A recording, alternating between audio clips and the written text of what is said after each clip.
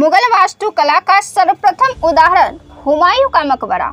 हुमायूं का मकबरा में हुमायूं समेत कई अन्य राजसी लोगों की कब्र है। यह भारत में मुगल वास्तुकला का प्रथम उदाहरण है।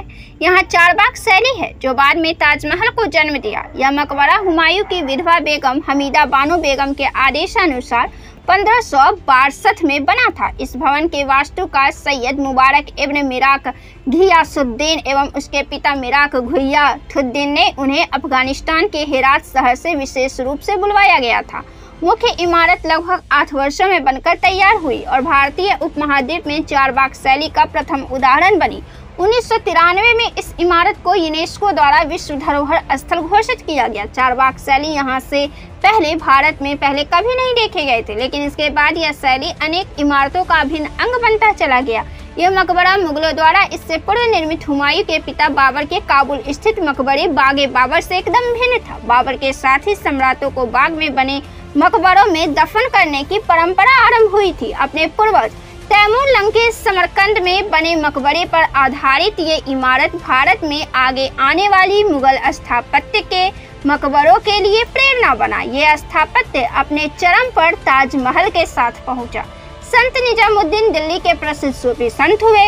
इन्हें दिल्ली के शासकों द्वारा काफी माना गया। उन्हीं के दरगाह से निकटता की वजह से यमुना नदी के किनारे इस मकबरे के लिए यह स्थान चयनित किया गया था।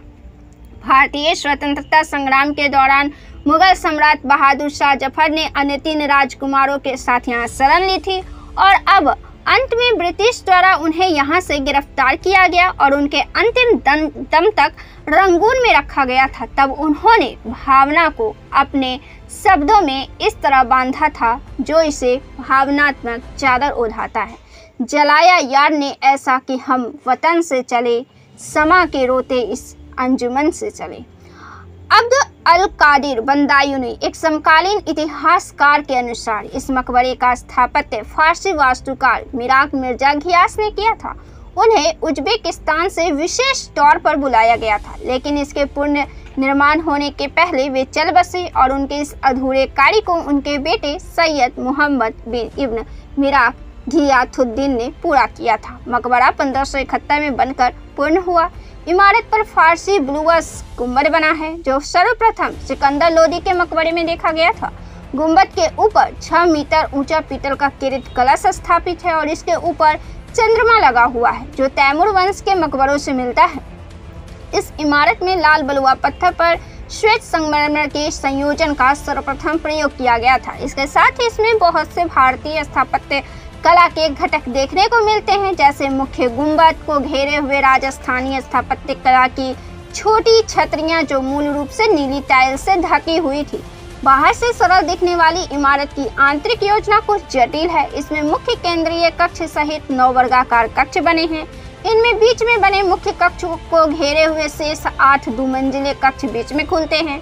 यहाँ छोटे कमरों में कई मुगल नवाबों और दरबारियों की कब्रों को समय समय पर बनाया हुआ है।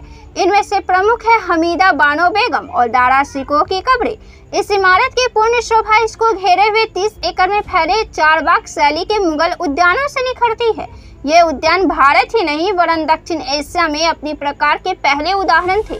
ये उच्च श्रेणी की ज्यामिति के उदाहरण हैं। भारत के विभाजन के समय अगस्त 1947 में पुराना किला और हुमायूं का मकबरा भारत से नवीन स्थापित पाकिस्तान को लिए जाने वाले शरणार्थियों के लिए शरणार्थी कैंप में बदल गए थे। बाद में इन्हें भारत सरकार द्वारा अपने नियंत्रण में ले लिया गया था।